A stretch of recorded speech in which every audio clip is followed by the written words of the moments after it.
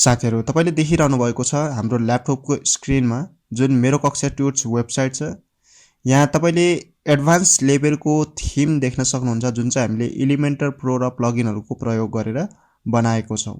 यस्तै वेबसाइट बनाउनु छ भने तपाईले यसको लागि ट्युटोरियल भिडियो हेर्न सक्नुहुन्छ जुन चाहिँ हामीले अलरेडी अपलोड गरिसकेको छौं। अब यो वेबसाइटमा चाहिँ हामीले के कस्तो फिचर्सहरु राखेको छ, के कस्तो कन्टेन्टहरु राख्न सकिन्छ अथवा कसरी राख्न सकिन्छ हरेक कुरा चाहिँ म तपाईलाई देखाउँछु।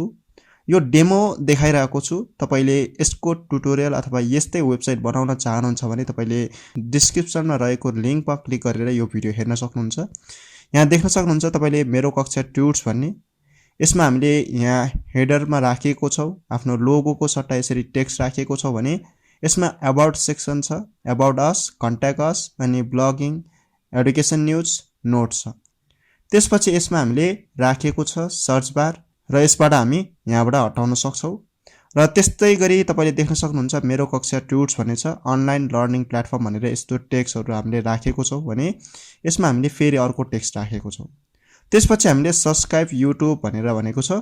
यसमा क्लिक गर्दाखेरि यो जुन बटन छ यो बटनमा क्लिक गर्दाखेरि चाहिँ हाम्रो युट्युब च्यानलमा जान्छ। र त्यति मात्र नभइकन तपाईले यो साइडमा हेर्न सक्नुहुन्छ यसमा हामीले इमेज पनि पर्फेक्टली राखेको छ भने यो कलर पनि तपाईको फरक देखिरहेको छ। यो कलर अर्कै छ, यो कलर अलिकति ग्रे टाइपको छ। र त्यसपछि हाम्रो देख्न सक्नुहुन्छ मेरोकक्षा ट्युट्स युनिक फर भनेर हामीले अर्को हेडिङ राखेर त्यसपछि हाम्रो के कारणले युनिक छ त मेरोकक्षा ट्युट्स भन्ने नोट्स, सोलुसन, फोरम अनि क्युएनए भनेर हामीले राखेको छौं भने अब फीचर्स पोस्ट छ। फीचर्स पोस्टमा तपाईले देख्न सक्नुहुन्छ जब हामीले होभर गर्छौं यो होभर गर्दाखेरि तपाईले देख्न सक्नुहुन्छ यो इफेक्टहरु। त्यसपछि तपाईले यहाँ रिड मोर भन्ने छ। रिड मोर पछि फेरि अर्को लोड मोर पनि छ किनभने हाम्रो पोस्ट भनेको यति मात्र हुँदैन, हाम्रो पोस्ट धेरै अपलोड गरेको हुन्छ। त्यसैकारण हामीले फीचर्स पोस्टमा यहाँ लोड मोर पनि राखेको छौं। र कसैले यदि यो ब्लगमा फेरि रिभिजिट गर्न चाहन्छ अथवा यो ब्लगिङ वेबसाइटबाट चाहिँ कुनै पनि नोटिफिकेसन रिसिभ गर्न चाहन्छ भने उसले इमेल एड्रेस यहाँबाट राख्न सकिन्छ अनि सब्स्क्राइब गर्न सकिन्छ। त्यति मात्रै नभइकन हाम्रो फुटरको विजिटमा हामीले अबाउट मेरोकक्षा ट्युट्स भनेर राखेको छौं। त्यसमा फेरि यसको डिटेल्स राखेको छ। जुन युजफुल लिंकमा चाहिँ हामीले पेजहरु राखेको छ र रिसेन्ट पोस्टमा चाहिँ हामीले रिसेन्टली कुन पोस्ट चाहिँ अपलोड गरेको छ त्यसमा राखेको छ भने अब जुन सर्च छ यो सर्च छुट्टै भयो। अनि त्यसपछि हाम्रो प्लिज फलो एन्ड लाइक भनेर हामीले सोशल लिंकहरु पनि राख्यौं। त्यति मात्रै नभइकन हामीले यसमा फुटर पनि राखेको छौं र यो हामीले थीम युज गरेको छौं। अनि अर्को भनेको हाम्रो यो फेरि पेजहरु यहाँ राखेको छौं। र यो जुन यो आइकन देख्न सक्नुहुन्छ यो आइकन पनि हाम्रो राम्रो देखिरहेको छ र हाम्रो कुनै पनि कन्टेन्टहरु चाहिँ मन परेको छ, आर्टिकल ब्लग पोस्टहरु मन पर्यो भने त्यो डाइरेक्टली यो जुन सोशल शेयरिङ बटनहरुबाट छ यहाँबाट शेयर गर्न मिल्छ। जस्तै मैले यो आर्टिकल पढ्न मन लाग्यो भने यसरी सजिलैसँग क्लिक गर्न सक्ने भो। त्यसपछि मैले यसरी क्लिक गरेर यहाँ यो आर्टिकल पढ्दै जाँदाखेरि यो आर्टिकल मन पर्यो भने मैले यसैलाई यहाँ शेयर अन फेसबुक अथवा ट्विटर कता शेयर गर्न मन लाग्छ सजिलैसँग यहाँबाट शेयर गर्न सक्छु।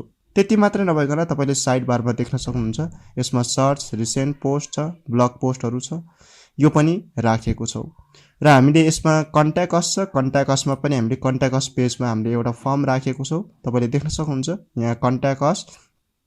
कसैले तपाईको ब्लगिङ वेबसाइटमा अथवा तपाईसँग कन्ट्याक्ट गर्न चाहन्छ भने उसले चाहिँ सजिलैसँग नाम, इमेल, सब्जेक्ट अनि मेसेज यहाँबाट सबमिट गर्न सकिन्छ। यति मात्र नभइकन हामी अझै पनि तपाईलाई एडभान्स लेभलको ट्युटोरियल ल्याउने छौं ताकि तपाईले वर्डप्रेसमा जस्तो सुकै वेबसाइटहरु बनाउन सकोस् एउटा एलिमेन्टर र प्लगइनहरुको प्रयोग गरेर। यदि तपाईको डिमान्ड हुन्छ भने अझै पनि हामी एउटा एलएमएस यानी कि तपाईको अनलाइन कोर्सेसहरु भयो, अनलाइन स्कुलको लागि तपाईको वेबसाइट कसरी बनाउन सकिन्छ वर्डप्रेसको युज गरेर त्यसको बारेमा पनि हामी शेयर गर्नेछौं। तर त्यसको लागि तपाईले आफ्नो साथीभाइ जो चाहिँ वर्डप्रेस सिक्नको लागि धेरै इच्छुक हुनुहुन्छ उसलाई चाहिँ शेयर गर्नु पर्ने हुन्छ। यति भन्दै आजको यो भिडियोमा यति नै। यदि तपाईलाई यो भिडियो मन पर्यो भने कृपया लाइक, शेयर अनि सब्स्क्राइब गरिदिनु होला। साथसाथै छेउमा रहेको बेल आइकनलाई पनि दबाउनु होला ताकि तपाईले कुनै पनि भिडियो मिस नहोस्। Happy learning. धन्यवाद।